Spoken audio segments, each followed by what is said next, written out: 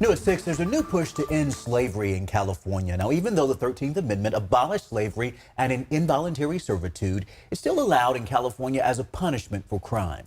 Our Candace Red explains how some people are working to change that.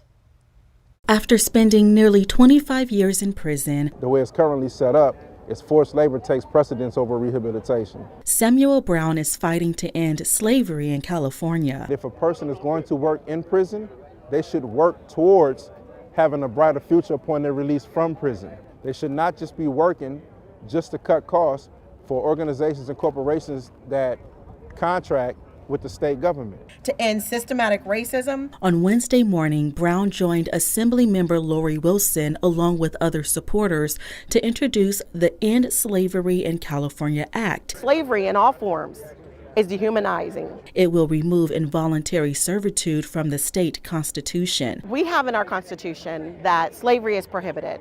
And it also says that involuntary servitude is prohibited with the exception and punishment of a crime. We cannot have a conversation truly about reparations in a state where slavery is still in fact legalized. Jamelia Land is the co-chair of the California Abolition Act Coalition, also called ACA 3, and says, California Reparations Task Force came out with their preliminary report last year, and their number one recommendation was in fact the passage of ACA 3. It would have abolished slavery and involuntary servitude.